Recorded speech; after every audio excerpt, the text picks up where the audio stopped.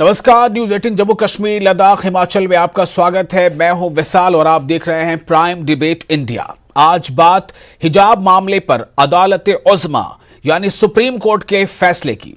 जी हां, कर्नाटक राज्य में पीयूसी यानी प्री यूनिवर्सिटी कॉलेजों में क्लासरूम में हिजाब के इस्तेमाल पर लगी पाबंदी पर पहले हाईकोर्ट का फैसला आया और उसके बाद सुप्रीम कोर्ट का फैसला आया। सुप्रीम कोर्ट के फैसले में क्या है, इसके मायने क्या हैं और आगे क्या होगा, आज इस पर खास माहिर पैनल के मेहमानों के साथ करेंगे बात।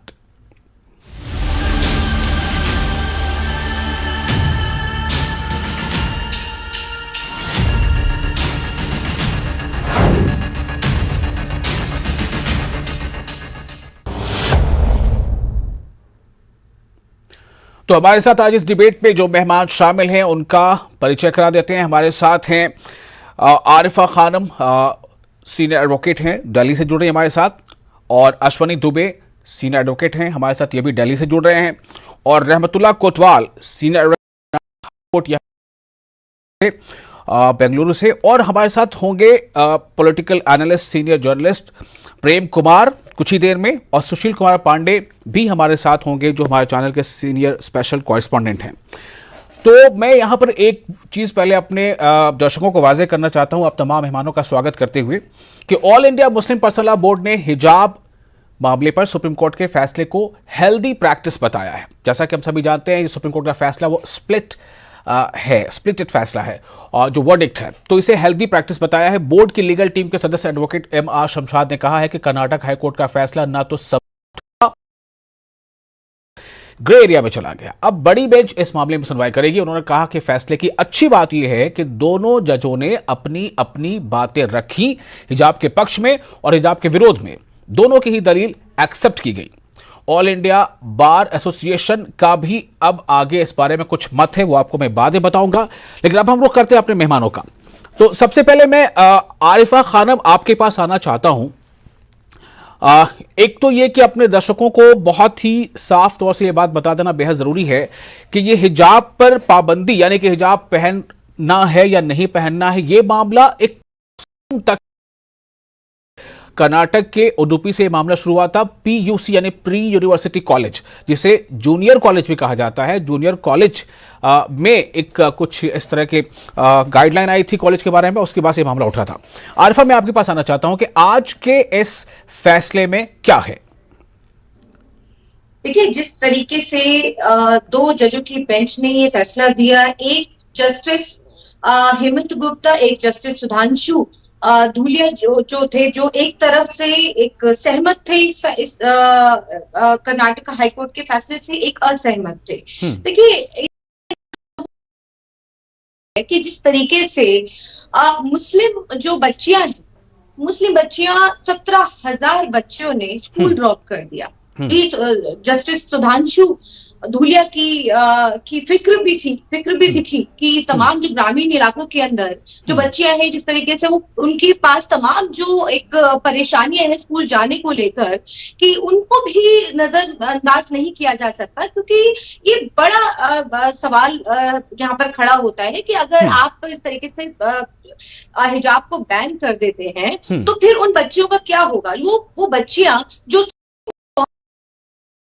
अधिकारों के लिए फ्रीडम ऑफ चॉइस है कि हम क्या पहनेंगे क्या नहीं पहनेंगी, इसको लेकर के जिस तरीके से यूसी कॉलेज के अंदर जिस तरीके से आपने देखा बीते दिनों जो हुआ, वो नहीं होना चाहिए। एक बच्ची को जिस तरीके से तमाम जो पीछे जो, मैं उनको तो गुंडा गैंग कहूंगी, कि जिस तरीके से उस बच्ची को परेशान किया गया, और फिर ये बात कही गई कि देखिए अब पहले 2021 से पहले ये नहीं पहना जाता था और बाद में पहना जाता था। देखिए, ये तो मेरी फ्रीडम ऑफ स्पीच है, उस बच्ची की फ्रीडम ऑफ स्पीच है, तमाम जो देश की जो बच्चियां हैं उनकी फ्रीडम ऑफ स्पीच है कि वो क्या पहनना चाहती है क्या नहीं पहनना चाहती। अब सवाल ये है कि क्लासरूम के अंदर एक यूनिफॉर्म होती है, तो क्या यूनिफॉर्म सिर्फ एक समुदाय के लिए है या तमाम जो समुदाय हैं उनके लिए भी है। टर्बन,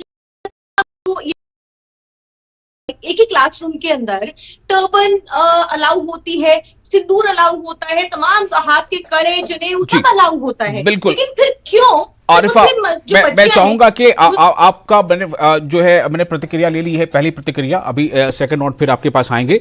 और मैं ज़रूर ये चाहूंगा कि हम ये कोशिश हमारी होती है कि हमारी जो डिबेट है वो बहुत शालीनता के साथ आगे बढ़े, और इसमें ऐसे शब्दों के इस्तेमाल से भी हम जहां तक हो सकता है बचें में अच्छे ना लगे।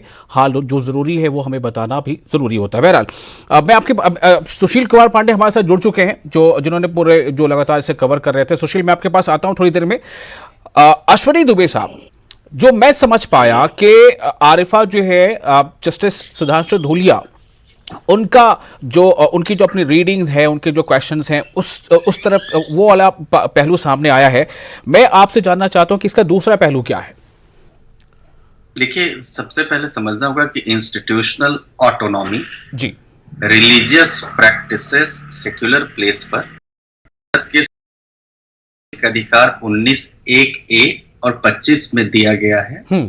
उसके अलावा जो बैंगलोर हाईकोर्ट का जजमेंट है, उसके बारे में बात करें तो 3 इश्यूज यहां पर इमर्ज होते हैं। पहला इशू ये है, क्या हिजाब या head scarf essential religious practice का पार्ट है, जो पहला क्वेश्चन फ्रेम हुआ था कर्नाटका हाईकोर्ट में। और क्या इस्लामिक फेथ के अंदर जो आर्टिकल 25 है उसके अंदर ये प्रोटेक्ट होना चाहिए, खास तौर से एजुकेशनल इंस्टीट्यूशंस में। जी। दूसरा ये है कि क्या लेखाएं पढ़ रही थी, उनका 19(a) के फ्रीडम ऑफ एक्सप्रेशन, 21 प्राइवेसी का वायलेशन होता है अगर कोई गवर्नमेंट का सर्कुलर आता है। तीसरा, गवर्नमेंट ऑर्डर को क्वैश करने के लिए कहा, और चौथा कहा कि डिसिप्लिनरी इंक्वायरी हो, जो कमेटी जिसने ये बनाया। सवाल वहां पर 2 प्रश्न उठते हैं। मैं कानून का विद्यार्थी होने के नाते बड़ी शिद्दत के साथ सिर्फ कानून की ही बात करूंगा। देखिए, क्या है, इंडिया एक सेक्युलर कंट्री है। सेक्युलरिज्म जो है बेसिक स्ट्रक्चर जो कॉन्स्टिट्यूशन का है उसका पार्ट है। और एसआर बोमोई के केस में इसी सुप्रीम कोर्ट ने कहा था कि जब स्टेट की इजाजत देता है इस देश के हर व्यक्ति को, तो नॉन रिलीजियस प्लेसेस पे सेक्युलर एक्टिविटीज और रिलीजियस प्लेसेस पर नॉन रिलीजियस एक्टिविटीज के बीच में डिस्टिंक्शन करता है। और इसीलिए सुप्रीम कोर्ट ने, देखिए, खास तौर से supreme court essential religious practices की बात को नहीं टच किया। सुप्रीम कोर्ट ने कहा कि सुप्रीम कोर्ट का ही 1987 का सिमिलर ग्राउंड पर जो जजमेंट है बाइजो इमैनुअल का, उस जजमेंट में 3 बच्चों को इसलिए विद्यालय से निकाल दिया गया क्योंकि जब वहां पर राष्ट्रगान गाया जा रहा था तो उन्होंने राष्ट्रगान नहीं गाया। सुप्रीम कोर्ट ने कहा कि सिर्फ राष्ट्रगान नहीं गाया, लेकिन इस वजह से आप उनका जो बेसिक राइट है शिक्षा लेने का, उससे आप वंचित नहीं कर सकते हैं। और ये जो जेनेसिस था आज केस का, वो ये था। तो डिबेट जो है, पूरी की पूरी डिबेट सिर्फ और सिर्फ एक बात पर यहां पर निर्भर करती है कि क्या कॉन्स्टिट्यूशन भारत का प्रोटेक्ट करता है रिलीजियस फ्रीडम, राज्यों का राइट रिस्ट्रिक्शंस इंपोज करने का, और एक्सरसाइज ऑफ राइट जो कॉन्स्टिट्यूशनल है उसको लेने में। और मैं समझता हूं कि आज की जो जजमेंट है वो जजमेंट बड़ी, दोनों जजेस ने बहुत ही वेल प्लान्ड जजमेंट ऑथर किया, और सारी जजमेंट्स को देखते हुए और हमारे साथ प्रेम कुमार जी भी जुड़ चुके हैं, सीनियर जर्नलिस्ट कम पॉलिटिकल एनालिस्ट। प्रेम जी, थोड़ा सा इंतजार कीजिएगा, मैं आपके पास आता हूं। सुशील पांडे के पास चलते हैं। सुशील कुमार पांडे हमारे इस बीट को देखते हैं। सुशील, मैं आपसे जानना चाहता हूं थोड़ा संक्षेप में, हमारे पास काफी अच्छा पैनल है, ज्यादा लोग हैं। सुशील, आज हुआ क्या, क्योंकि काफी मच अवेटेड आज का दिन था, समय था कि आज इस पर फैसला आने वाला, जिस तरह से काफी दिनों तक ये रो रहा था उडुपी के कर्नाटक, फिर वहां से हाई कोर्ट और फिर सुप्रीम कोर्ट। आज क्या हुआ कोर्ट में सुशील? देखिए, बहुत अच्छे से जानकारी दी, ये जानकारी दी कि क्या वाकई कर्नाटक हाईकोर्ट का फैसला सही है या फिर नहीं। और दूसरी बात, जैसे भूलिया ने जिस तरह कहा कि सुशील, अगर स्पीकर वगैरह कुछ ऑन है तो शायद उसे ऑफ करना बेहतर होगा। एक बार फिर आपके पास में आ रहा हूं, बोलें जी। जी, मैं विशाल एक बार दोबारा कहूंगा कि इस पूरे पूरे मामले में जस्टिस हेमंत गुप्ता की बात करें या जस्टिस सुधांशु धूलिया की बात करें, उन्होंने दोनों पक्षों के मामले में आर्थिक रूप से अपनी बातों को रखा है। हालांकि इस पूरे फैसले का अभी कोई खास असर देखने को नहीं मिल रहा है, लेकिन साफ तौर पे जस्टिस हेमंत गुप्ता ने कहा है कि किसी भी धर्मनिरपेक्ष राज्य में और शिक्षा के स्तर पे धर्मनिरपेक्षता को एक साथ नहीं रखा जा सकता है, क्योंकि अगर धर्मनिरपेक्षता को इस पूरे मौलिक अधिकारों में देखेंगे तो कहीं ना कहीं किसी के फंडामेंटल राइट्स को वायलेट किया जाएगा। और इसीलिए शैक्षणिक एजुकेशन यानी कि जो शैक्षणिक संस्थान है वहां पर किसी भी प्रकार से धर्म को बीच में लाने की आवश्यकता नहीं है, क्योंकि वहां पर बच्चे फिलहाल शिक्षा ग्रहण करना चाहते हैं। कहा कि अगर कोई परिवार अपने बच्चे को शिक्षा ग्रहण करने के लिए उसके एसेंशियल प्रैक्टिस को जोड़ रहा है तो उससे कहीं ना कहीं उनको बाहर नहीं किया जा सकता है। चूंकि दोनों जजों की तरफ से अपनी अपनी राय अलग अलग थी, इसलिए ये विवाद लंबा हुआ और ये मामला अब लार्जर बेंच को भेजा जाएगा। लेकिन सवाल अभी का वही है कि क्या इस्लाम में हिजाब एसेंशियल पार्ट का हिस्सा है या नहीं है, ये अपने आप में एक बड़ा मुद्दा है। और क्या उन तमाम छात्राओं को स्कूल जाने की इजाजत दी जा सकती है या नहीं, क्योंकि अब इस पूरे मामले को एक बड़ी जस्टिस हेमंत गुप्ता के द्वारा 11 क्वेश्चन फ्रेम किए गए हैं, उस पर अब विचार करेगा। लेकिन फिलहाल विवाद बढ़ा है। सबसे बड़ी बात इस मामले में सुधांशु धूलिया की तरफ से यह भी कही गई कि अगर कोई परिवार अपने धार्मिक ड्रेस को लेकर किसी भी बच्चे को शैक्षणिक संस्थान में भेजता है तो उसके ड्रेसिंग सेंस को देखते हुए शिक्षा से उसको दूर नहीं किया जा सकता है। तो ये भी कहीं ना कहीं काफी अहम है कि शिक्षा को प्राथमिकता। सुशील, मैं आपके पास आता हूं, फिर आऊंगा आपके पास। अब मैं रुख करना चाहूंगा रहमतुल्लाह कोतवाल साहब को, जो सीनियर एडवोकेट है कर्नाटक हाई कोर्ट। रहमतुल्लाह साहब, आप इस पूरे जो मैंने पहले बताया कि मुस्लिम पर्सनल लॉ बोर्ड जो है उसने इस आज के इस स्प्लिट वर्डिक्ट को एक्सेप्ट करते हुए यह कहा है कि ये हेल्थी प्रैक्टिस है कि आप हर तरह की दलील दें। दोनों जजों ने अपने अपने पॉइंट्स रखे हैं और आगे वो इसको लेकर पुरुमीद है। तो रहमतुल्लाह साहब, चूंकि इशू कर्नाटक से शुरू हुआ था जी।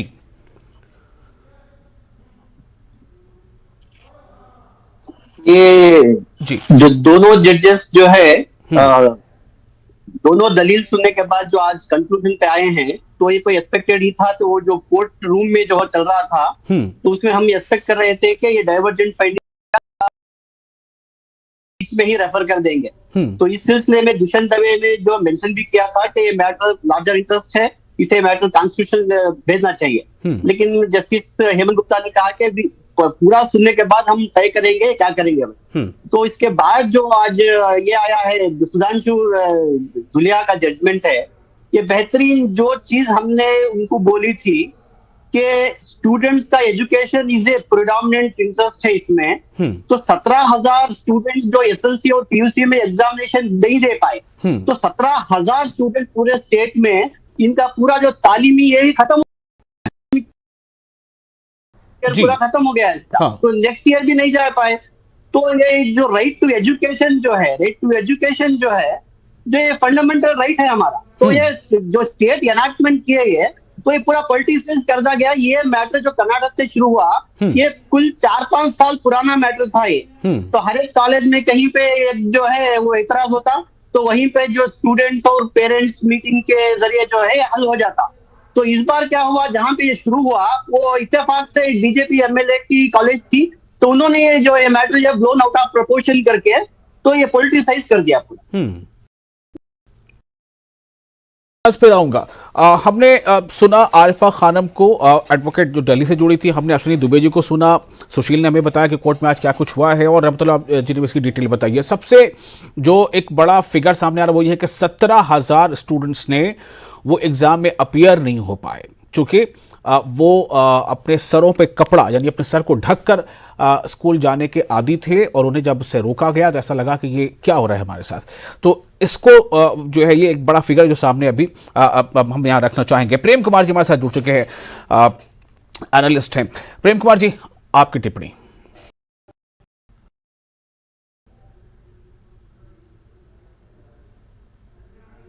प्रेम कुमार जी, आपको अनम्यूट करना पड़ेगा शायद। जी जी हाँ, अब बोले। जी मैं ये कह रहा हूं कि आज जो दोनों जजेज ने अपने पॉइंट्स उठाए हैं और फैसले दिए हैं, उसमें एक बात जो मुझे दिख रही है वो ये कि हिजाब को लेकर के दोनों में से किसी जस्टिस ने ये नहीं कहा है कि ये रिलीजियस प्रैक्टिस या रिलीजियस राइट है, दोनों में किसी ने नहीं कहा। लेकिन जस्टिस धूलिया कहते हैं कि ये स्वैच्छिक है। इंपॉर्टेंट स्वैच्छिक है, इसका मतलब है स्वैच्छिक तो बहुत कुछ है। स्वैच्छिक तो ये भी है कि हम टीका चंदन लगाकर जाएं, कलावा पहनकर स्कूल में जाएं, या दूसरी चीजें भी, बहुत सारी चीजें स्वैच्छिक होती हैं। बिंदी लगाएं कि सुहाग का प्रतीक सिंदूर भी लगाया जा सकता है, हालांकि स्कूल के मैटर में नहीं होता, बच्चियां छोटी होती हैं, फिर भी तो ये बहुत सारी चीजें स्वैच्छिक होती है। तो क्या स्वैच्छिक चीजों पर बैन लगाया जा सकता है? एक नया प्रश्न और गंभीरता के साथ में उठ रहा है, क्योंकि मैं फिर से दोहराता हूं, दोनों में किसी जस्टिस ने ये नहीं कहा कि ये है। इसके बाद बाकी चीजें जुड़ी हुई हैं। तो एक बात ये जो सामने आ रही है, आगे जब बड़ी बेंच में ये बात जाएगी तो निश्चित रूप से ये डिबेट बड़ी होगी कि स्वैच्छिक जो चीजें हैं उसको किसी रूल के तहत अगर प्रतिबंधित किया जाता है तो निश्चित रूप से वो सारी बातें जो हमारे एडवोकेट अश्विनी जी भी कह रहे थे, दुबे जी के उसमें जो हमारा मौलिक अधिकार संलग्न है, मौलिक अधिकार पर भी चर्चा होगी कि मौलिक अधिकार का उल्लंघन तो नहीं होता है। और जब स्वैच्छिक हो जाएगा तो सिर्फ हिजाब ही नहीं हो, फिर दूसरी चीजों पर हम कह रहे हैं कि आज का फैसला जो है वाइड ओपन है और आगे भी इस विषय पर एक मजबूत फैसला आने की हमें उम्मीद लगती है। सुप्रीम कोर्ट से हम बेंच से यही अपेक्षा करेंगे, बड़ी बेंच से। जी, वाइड ओपन है, मतलब इसमें एक तरह से एक समय दिया गया है और इसमें हर एंगल से और समाज के हर जो है गोशे से, हर एंगल से इस पर लोग बात कर सकते हैं, समझ सकते हैं और एक आशा कर सकते हैं कि क्या आगे हो सकता है। मैं आपके पास अब आना चाहूंगा आरफा, सेकंड राउंड में आपके पास आ रहा हूं। आरफा, जो बातें अभी सारे लोगों यहां, पर्सनल बोर्ड ने भी कहा है कि हेल्दी प्रैक्टिस है, तो इसका क्या मतलब निकाला जाए कि यहां से आगे उनकी उम्मीदों को पर लग रहे हैं, या जो स्टूडेंट्स हैं, 17,000 का डेटा अभी दिया है हमारे कर्नाटक से जो वकील साहब जुड़े हैं रहमतुल्लाह साहब, वो कह रहे हैं कि 17,000 स्टूडेंट्स वो एग्जाम नहीं दे पाई। तो क्या अभी तो ये फैसला जो कर्नाटक का सरकार का था वो तो अभी उस पर अमल होता ही रहेगा, जो मैं समझ रहा हूं। जी आरिफा। देखिए, सबसे पहले तो मेरी आवाज शायद वापस दोबारा से आ रही है मुझे। अच्छा, अब जरा ऑडियो चेक करेंगे। आरिफा को आवाज वापस जा रही है, एक हो रहा है। जी बोले आरिफा। देखिए, जस्टिस सुधांशु धूलिया जी की ये फिक्र थी कि उन ग्रामीण इलाकों का क्या, जहां पर बच्चियां अपने धर्म को भी प्रोटेक्ट करते हुए स्कूल कॉलेजेस जा रही हैं, तो अब देखा देखी अगर इसको बैन कर दिया जाएगा तो वहां पर उनके लिए निकलना घर से मुश्किल हो जाएगा। हर देखा देखी हर स्कूल, हर कॉलेज हिजाब को बैन करेगा। बार बार यही सवाल उठ रहा है कि ईरान के अंदर जो लड़कियां हैं वो हिजाब बैन की बात कर रही हैं, लेकिन हिंदुस्तान के अंदर जो बच्चियां हैं वो हिजाब पहनने पर उतारू हैं। तो देखिए, बड़ी आप ये भी कह रहे हैं कि इसके अंदर दोनों ही जो जस्टिस, उन्होंने इसेंशियल और नॉन इसेंशियल की बात नहीं की है, लेकिन हमें ये समझना जरूरी है कि इस्लाम के अंदर जो मुस्लिम बच्चियां हैं, हाँ, वो हिजाब वेयर करती हैं, पहनती हैं। आप हम मुस्लिम इलाकों के अंदर अगर आप जाएंगे तो वहां पर सभी जो बाजारों में जो बाहर जो बच्चियां हैं जो स्कूल कॉलेजेस जा रही हैं, जो नहीं पहन रही है वो नहीं पहन रही है, फ्रीडम ऑफ चॉइस के तहत वो नहीं पहन रही है, लेकिन जो पहनना चाहती हैं, हिंदुस्तान का कानून हमें इस बात की इजाजत देता है, तो फिर ये प्रश्न चिन्ह क्यों है? ठीक है, मैं इसी सवाल को लेकर जाना चाहता हूं। ऐसा हमने आप तो से देखा है गर्मियों के दिनों में, खासतौर से उन शहरों में जहां बहुत ज्यादा गर्मी पड़ती है, कि लोग अपने हाथों को भी उंगलियों से लेकर बिल्कुल अपर आर्म्स तक कवर कर लेते हैं। ठीक है, खासतौर से लड़कियां भी सरों को कवर कर लेती हैं। हम लोग भी कई बार बाहर निकलते हैं तो सर पे गमछा चढ़ा लेते हैं। मान लीजिए कि कोई एक मतलब भारतीय नागरिक है और वो महिला है या लड़की है, वो मुसलमान अगर नहीं भी है, शी इज नॉट मुस्लिम, लेकिन वो कहती है कि हम अपने सर को ढक करके जाना चाहते हैं, मेरे को सर को ढकना जरूरी है, तो क्या वहां पर यह सवाल आएगा कि इस्लाम में यह प्रैक्टिस है कि नहीं है? देखिए, हम लॉ की बात करें तो हाइपोथेटिकल क्वेश्चंस पर बात नहीं करें, लेट्स कन्फाइन टू द। यह है कि क्या किसी भी धार्मिक परिधान को हाँ रेगुलेट करने का अधिकार सरकार को है कि नहीं है। मैं प्रेम कुमार जी की बात से पूरी तरह सहमत हूं, सुशील जी की बात से भी पूरी तरह सहमत हूं। सवाल हम लोग जो डिस्कशन कर रहे हैं, डिस्कशन यह है कि भारत के संविधान का अनुच्छेद 1 कहता है सेक्युलरिज्म बेसिक फीचर है हमारे कॉन्स्टिट्यूशन का। ठीक है, कहता है India that is a Bharat since centuries has been century for several religions faiths, ये कहता है अनुच्छेद 1। दूसरा, जस्टिस कृष्णा अय्यर ने क्या कहा कि फ्रीडम इसेंशियल इसलिए है क्योंकि जो सेंसोरियल है गवर्नमेंट के अगेंस्ट, वो गवर्नमेंट वायलेट नहीं करे। लेकिन वही ये भी कहते हैं कि 19(1)(a) हर आर्टिकल की तरह, हर एक राइट की तरह एकदम ऑब्सोल्यूट नहीं है, रिस्ट्रिक्शंस हैं। यूनिफॉर्म के पीछे 2 रीजन होते हैं। हाँ। इस बात से, मेरे इस दलील से ये बिल्कुल आप अंदाजा नहीं लगाएंगे कि मैं सपोर्ट कर रहा हूं, अगेंस्ट कर रहा हूं। मैं बता रहा हूं, यूनिफॉर्म के पीछे यूनिफॉर्मिटी, यूनिफॉर्म के पीछे डाइवर्सिटी में यूनिटी, यूनिफॉर्म के पीछे एलिजियंस कॉन्स्टिट्यूशन के लिए, और यूनिफॉर्म के पीछे इंक्लूसिवनेस की बात होती है, खास तौर से प्री स्कूल एजुकेशन। मेरा बच्चा या मेरी बच्ची भगवा पहनकर चले जाएं, आप मुस्लिम हैं, आपका बच्चा हिजाब पहनकर चला जाए स्कूल में पढ़ने, तो जो इंक्लूसिवनेस की बात है, वो यूनिफॉर्म अगर एक होता है तो वो वहां पर उसको रेगुलेट करते, एक के साथ जोड़ता है। जो जजेस की वो है। लेकिन जस्टिस सुधांशु धुलिया ने बड़ा अच्छा जजमेंट दिया।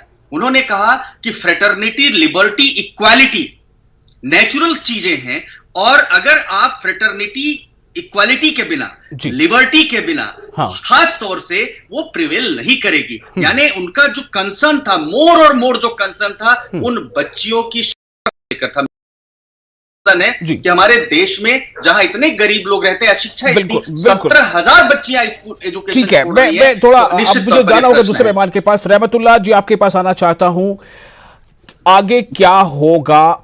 और ये तो अभी आप लोगों ने बता दिया कि अभी तो फिलहाल वो प्रैक्टिस जो भी वहां पर बैन था या जो भी वहां पर गाइडलाइन थी, उस पर तो अमल अभी शायद होता ही रहेगा। जी रहमतुल्लाह जी बताएं। वही जो मैंने कहा, पिछले पूरा एकेडमिक ईयर खत्म हो गया, तो अभी जो इस साल ये जो सुप्रीम कोर्ट का by virtue of this order, the high court order जो है फिर कंटिन्यू होगा। तो इसका मतलब ये जो है ईयर में जो है फिर ये स्टूडेंट्स को जो है इसका मनाही होगी। तो ये कैसा भी इंस्टेंस मेरे पास आया है, ये not only they have implement this order in SSLC और पीयूसी कॉलेजेस में, डिग्री कॉलेज और प्रोफेशनल कोर्सेज जो इंजीनियरिंग, मेडिकल है, इवन इन लॉ कॉलेजेस में जो है, जो एक लड़की है जहाँ पे 4 साल 8 सेमेस्टर तक ये हिजाब के साथ जब पढ़ाई करती थी, अब ये 5th, 9th और 10th सेमेस्टर में उसे मनाई दी गई, तो he is out of college. तो ये 5वां साल है। जो ये ऐसा नहीं है कि जो ये बताया जा रहा है पहन के आ गए बोल के, जो 4 साल तक पीरियड हुआ, पर स्पेसिफिकली गवर्नमेंट नोटिफिकेशन के हिसाब से एसएलसी और पीयूसी, प्री यूनिवर्सिटी कॉलेज जो गवर्नमेंट कॉलेज है, ये वहां पे कन्फाइन होना चाहिए। ये गवर्नमेंट का यहाँ तक ये है कि professional colleges, even in law colleges, तो वो लड़की ने एक रजिस्ट्रार को रिप्रेजेंटेशन भी दिया कि ये ऐसा चल रहा है। तो जी मैं समझ गया आपकी बात। कोई रेस्पॉन्स नहीं किया, तो उसका 5वां साल जो निकल गया। तो ये जो इम्प्लीमेंटेशन ऑफ जो ऑर्डर है, हाँ, तो बियॉन्ड एसएलसी पीयूसी जो है इम्प्लीमेंटेशन हो गया है। जी ये इसका जो है मतलब जमीन पर क्या असर है, के पास आना चाहता हूं। मुझे सिर्फ ये आप बताएं कि क्या कुछ अंदाजा लगाया जा सकता है कि कब अगली सुनवाई हो सकती है, कब बेंच कॉन्स्टिट्यूट हो सकता है?